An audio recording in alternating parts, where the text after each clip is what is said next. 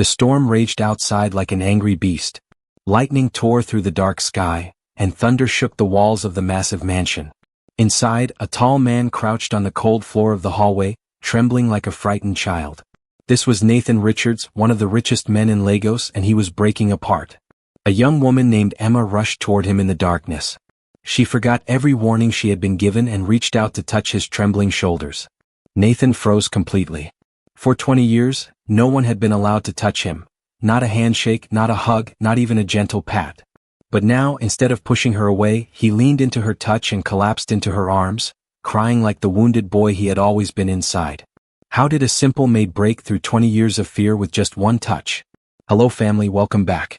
Please hit subscribe and give this video a thumbs up. It really supports our channel. Don't forget to share with your friends and turn on the notification bell so you never miss a new story. And please tell us in the comments where you're watching from. Now sit back, relax, and enjoy the story. Nathan Richards was not born broken. He was born a happy, laughing boy who loved to run barefoot through the house. He loved climbing on his father's lap and listening to bedtime stories. He loved hugging people and making them smile. But everything changed the year his mother died. His father, David Richards, was a wealthy businessman who traveled often. In his grief and loneliness, David remarried quickly. The new wife was a woman named Victoria. She was beautiful on the outside, with perfect makeup and expensive dresses. She smiled sweetly whenever Nathan's father was home. But the moment David left for his business trips, Victoria's smile disappeared. Her eyes turned cold and cruel. She hated Nathan with a burning hatred that a child could never understand. Victoria made strict rules that only applied to Nathan. He must never enter the living room. He must never play with his toys where she could see him. He must never make noise. And most importantly, he must never, ever touch her. But Nathan was only 7 years old. Sometimes he forgot the rules. He would laugh too loudly while playing. He would accidentally walk into the wrong room. And each time he forgot, Victoria punished him. She pulled his ears until they turned red. She slapped him with her cold hands. She locked him in dark closets for hours while he cried and begged to be let out. Nathan's father never knew. Victoria was always sweet and loving when David was home. She would hug Nathan in front of his father and pretend to care. But the moment David left again, the cruelty returned. Nathan learned to be very, very quiet. He learned to hide. He learned to stay out of Victoria's way. One rainy night, everything became much worse. Nathan accidentally spilled juice on the dining table.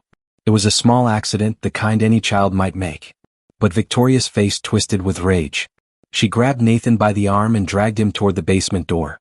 No. Please. Nathan screamed. I'm sorry. I didn't mean to. Victoria didn't listen. She opened the basement door and pushed him down the stairs. Nathan tumbled down and landed hard on the cold concrete floor. Don't you ever touch anything in this house again. Victoria screamed down at him. Then she slammed the door shut and locked it.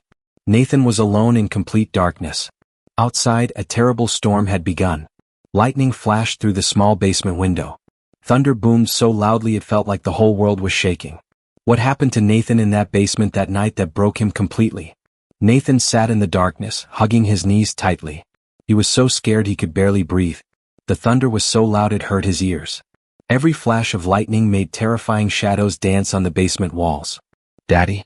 Daddy, please help me. Nathan cried out. But his father was far away on a business trip.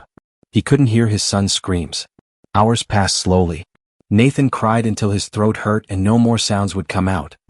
He banged on the door until his small fists were bruised and bleeding. The storm outside grew worse and worse. Rain hammered against the house like angry fists. The wind howled like a monster trying to get inside. Nathan curled up in the corner, shaking uncontrollably. His clothes were wet from his own tears. His body felt cold, so cold. In his terrified mind, Nathan began to believe something terrible. He began to believe that touch was dangerous. That people who touched him would hurt him. That he needed to stay away from everyone to be safe. By the time morning came and his father finally returned home, Nathan had changed completely. He sat in the corner of the basement, staring at nothing. He couldn't speak. He couldn't stand. He just shook and shook. David Richards found his son and immediately knew something horrible had happened. He demanded the truth from Victoria, who finally confessed part of what she had done. David threw Victoria out of the house that very day. He promised Nathan she would never come back. But the damage was already done, buried deep inside the little boy's heart. From that day forward, Nathan couldn't let anyone touch him. Even his own father reaching out to hug him made Nathan scream in terror. His chest would tighten. His vision would go blurry. His whole body would feel like it was on fire. David tried everything to help his son.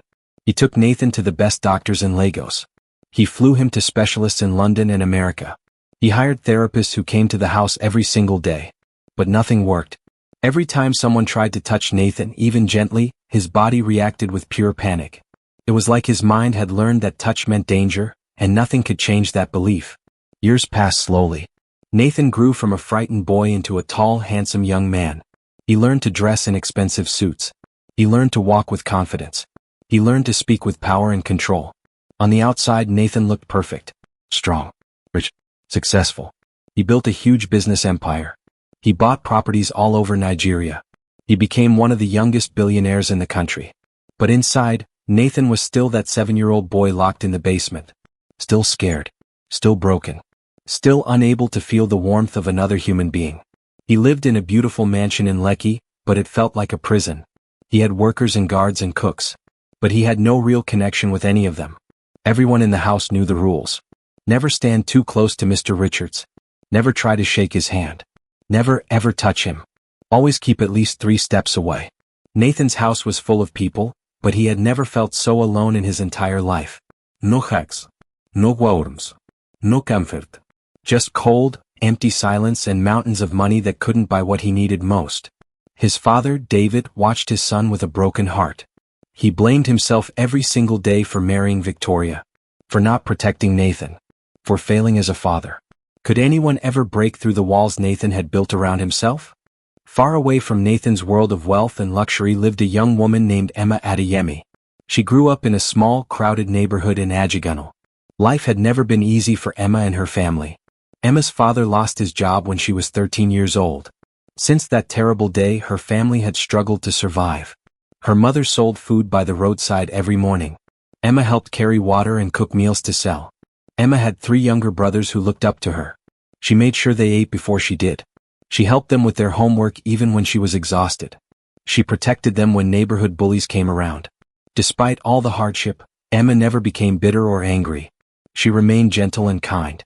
She spoke softly and moved carefully, as if she never wanted to disturb anyone or cause trouble. People in her neighborhood always said Emma had a soul like early morning sunshine. Warm, gentle, and peaceful. Even when life was hard, she found reasons to smile and help others. But everything became harder when Emma's mother fell seriously ill. The doctors said she needed an expensive operation. The hospital bills kept growing and growing. Emma worked 3 different jobs to help. She cleaned houses in the morning. She washed clothes in the afternoon. She cooked for neighbors in the evening. But the money was never enough. One day, Emma's friend told her about a job opportunity.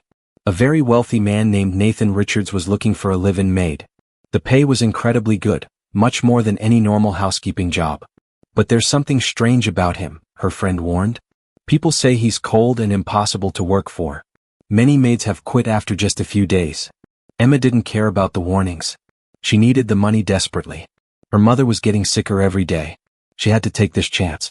The day Emma arrived at Nathan's mansion in Lekki, her mouth fell open in shock. She had never seen such a beautiful house in her entire life. The gates were tall and made of pure gold-colored metal. The gardens were perfectly maintained with flowers she couldn't even name. The house manager, Mrs. Folake, met Emma at the entrance. She was a stern-looking woman with sharp eyes that seemed to see everything. "Listen carefully," Mrs. Folake said in a strict voice. "Mr. Richards has very specific rules. You must never ever touch him. Never stand close to him. Never make direct eye contact unless he speaks to you first." Emma nodded, paying close attention to every word. "If Mr. Richards enters a room, you must step aside immediately," Mrs. Folake continued. "Always keep at least 3 steps away from him. Do you understand?" "Yes, Ma," Emma replied quietly. "Many girls have broken these rules and been fired on the spot," Mrs. Folake warned. "Mr. Richards does not give second chances. Can you follow these rules?" Emma thought about her sick mother lying in the hospital. She thought about her hungry younger brothers at home. She nodded firmly. "Yes, Ma. I can follow all the rules." Mrs. Folake studied Emma's face for a long moment. Then she nodded slowly. "Good. Come with me. Mr. Richards is in the dining room." Emma's heart began to beat faster as she followed Mrs. Folake through the beautiful mansion. Her hands were sweating. She had never been so nervous in her life. They entered a huge dining room with a table that could seat 20 people. And there, at the head of the table, sat Nathan Richards. Emma immediately stepped back and lowered her eyes, just as she had been instructed. But even with her eyes down, she could feel his presence. Strong, cold, distant. Nathan's sharp eyes moved to Emma. He studied her quietly for several long seconds. The room was completely silent except for the ticking of an expensive clock on the wall. Something strange happened in that moment. For the first time in many years, Nathan didn't feel annoyed by someone new entering his space. There was something different about this girl. Her presence felt quiet, soft, peaceful, safe. What was it about Emma that made Nathan feel something he hadn't felt in 20 years? Is she the new maid? Nathan asked in a calm but cold voice. Yes, sir, Mrs. Folake replied quickly. Her name is Emma Adeyemi. Nathan stared at Emma for another long moment. Emma kept her eyes down, her heart pounding so loudly she was sure everyone could hear it. Then Nathan said something that surprised everyone in the room. Keep her. Mrs. Folake's eyes widened slightly, but she quickly nodded. Yes, sir. Emma looked up briefly, confused. She had no idea that her life had just changed forever. Days turned into weeks. Emma worked quietly around the mansion, learning the routines and following every single rule. She cleaned Nathan's office carefully, making sure not to move anything out of place. She arranged his books exactly as he liked them. She served his meals by placing the tray down and stepping back quickly. Emma never complained. She never asked questions. She simply did her work with a gentle smile and a peaceful heart. One evening, Emma was cleaning the garden area outside.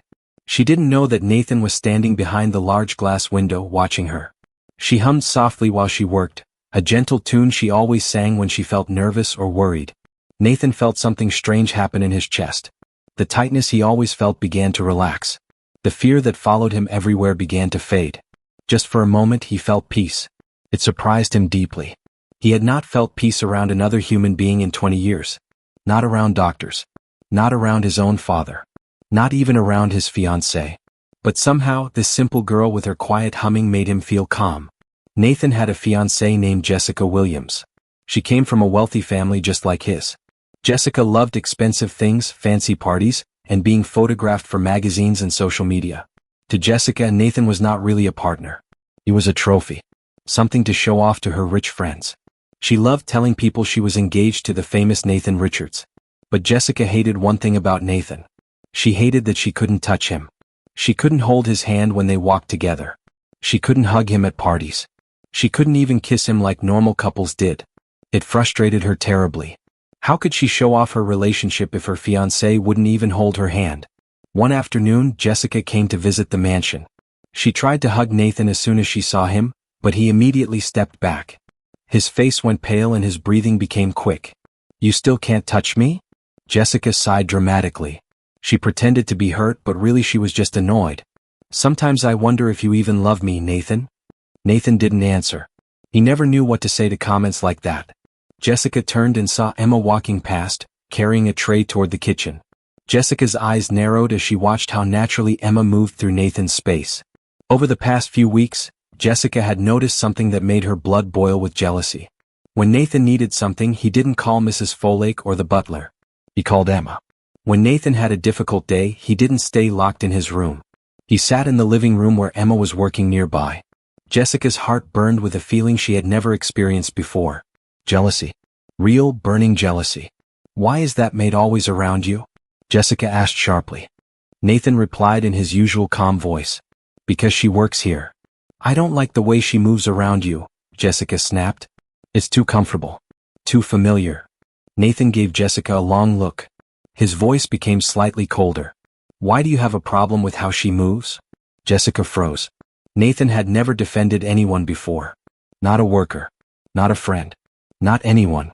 And now he was defending a maid? Jessica looked at Emma again. Emma kept her head down and continued walking, pretending she hadn't heard anything. But inside, Emma felt uncomfortable and scared. Jessica smiled at Emma, but it was a cold smile with no warmth. Inside her mind, something dark was already beginning to form. A plan. A terrible plan. Over the next few weeks, something beautiful and unexpected began to grow between Nathan and Emma. It was slow. It was quiet. It was unspoken. But it was real. Nathan started sitting in rooms where he could see Emma working. He pretended to read business papers, but secretly he was watching her gentle movements, listening to her soft humming. What Nathan and Emma didn't know was that Jessica was watching them too, and her jealousy was growing into something dangerous. Emma started leaving small notes on Nathan's desk when she cleaned his office. The notes were simple but kind. "Please remember to drink water today, sir. Don't forget to rest. You are stronger than you think." Nathan found the first note and stared at it for a long time. Nobody had ever cared about his well-being like this before. He carefully folded the note and placed it in his desk drawer. When he found the second note, he put it in the drawer too. Then the third. Then the fourth. Soon, Nathan had collected every single note Emma had ever written. When he felt overwhelmed or scared, he would quietly open the drawer and read them. Nathan also discovered something else. When he felt panic rising in his chest, he would walk to the kitchen where Emma usually worked. He never told her why he came. He just sat nearby, listening to her calm humming and gentle movements. For the first time in 20 years, Nathan didn't feel completely alone. But Jessica was watching everything. She came to the mansion more often now, always without warning. She watched Nathan closely. She watched Emma even more closely. Jessica noticed how Nathan stood a little bit closer to Emma than he did to anyone else. She noticed how his voice became softer when he spoke to her. She noticed the peaceful look on his face when Emma was in the same room. Jessica felt her comfortable life slipping away. She had always been the center of attention. The most beautiful woman. The most important person. But now, a simple maid with cheap clothes and quiet eyes was taking Nathan's attention away from her. "I will not lose to a poor maid," Jessica whispered to herself one night. "I will not let her ruin everything I've worked for." Jessica's mind began creating a dark plan. She knew 3 important things about Nathan. He hated betrayal. He hated dishonesty. And he was extremely protective of his personal belongings, especially his office and his money. If she could make it look like Emma had stolen from him, Nathan would fire her immediately. He would never look at her again. And everything would go back to normal. Jessica smiled to herself. It was a perfect plan. She waited until Nathan went to his company office for an important meeting. Then Jessica walked confidently into the mansion. She knew the code to Nathan's private safe because he had trusted her with it months ago. Jessica opened the safe and took out a thick bundle of cash. Enough money to make the lie believable. Enough to cause real trouble. "Emma, you're finished," Jessica whispered with a cruel smile. Then Jessica went to the staff quarters. She waited until all the workers went outside to do their morning duties. The hallway was empty and quiet. Jessica slipped into Emma's small room. It was tiny, neat, and simple. There was a folded blanket on the bed, a small mirror on the wall, and a prayer book on the table. The simplicity of the room made Jessica even angrier. "How can someone so small and simple ruin my life?" she hissed under her breath. Jessica opened Emma's bag and pushed the stolen money deep inside, hiding it under Emma's few clothes. She stepped back and looked at her work with satisfaction. "Perfect," she said quietly. When Jessica finished, she went to the kitchen where Emma was washing fruits for lunch. Emma looked up and smiled politely. "Good morning, Ma," Emma said kindly. Jessica returned the smile, but it was too bright, too fake. "Emma, dear, can you do something for me?" "Yes, Ma. What do you need?"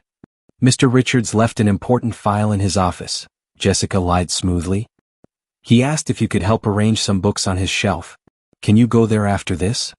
Emma nodded without suspicion. "Yes, Ma. I'll go right away." Jessica smiled again. Perfect. Everything was falling into place.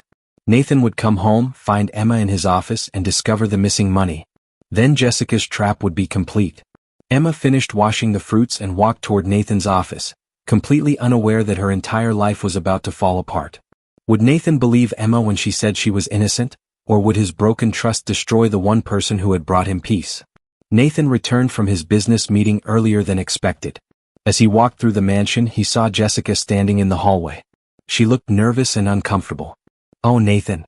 I didn't know you were back so soon," Jessica said, pretending to be surprised. "What's wrong?"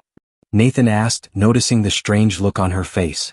Jessica twisted her hands together like she was very worried. I saw Emma rushing into your office earlier. She looked strange, Nathan. She looked scared and guilty." Nathan's face became serious. "Strange how?" "I don't know how to say this," Jessica continued with fake concern. "But please just check your safe. I have a bad feeling." Those words were enough to make Nathan doubt. His trust was still fragile after everything that had happened to him as a child. He didn't want to believe Emma would steal, but the fear in his heart made him question everything. Nathan walked quickly to his office and stopped at the door. Emma was inside, arranging books on the shelf exactly as Jessica had told her to do.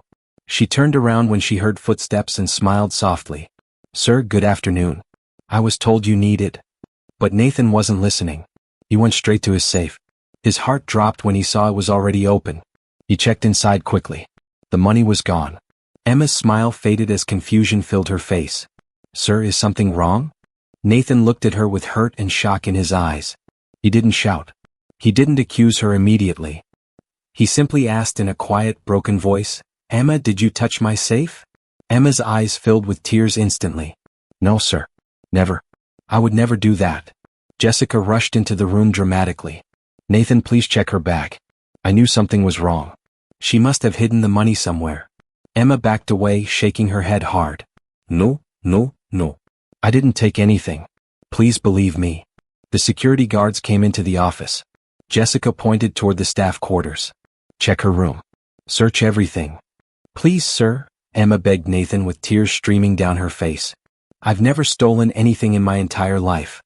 Nathan closed his eyes, feeling something tearing apart inside his chest. He didn't want to believe Emma could do this.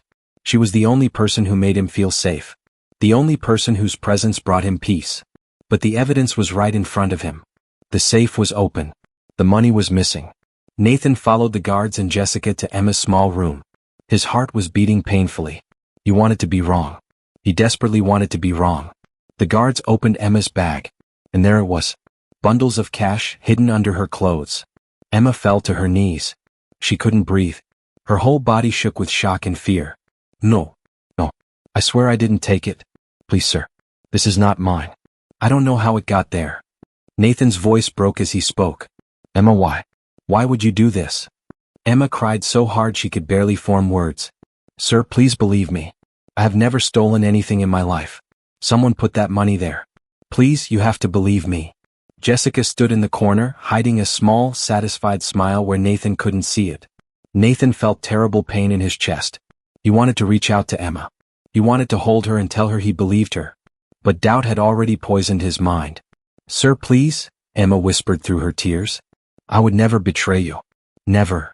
Nathan turned away because he couldn't look at her crying face anymore. His voice came out cold and empty. "Pack your things. You cannot stay here anymore." Emma's heart shattered into 1,000 pieces. 2 female staff members helped her gather her few belongings while she cried silently. She looked at Nathan one last time, hoping he would change his mind. Hoping he would see the truth. But Nathan kept his head down. He didn't look at her. He couldn't. That night was the worst night Nathan had experienced in many years. He couldn't eat. He couldn't sleep.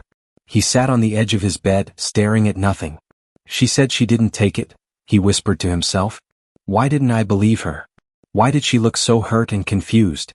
His chest felt tight again just like it did before Emma came into his life. He remembered how she had held him during the storm. How she had touched him when no one else could. How his body had trusted her completely. Emma had never lied to him. She had never complained. She had never asked for anything. She had only given him kindness and peace.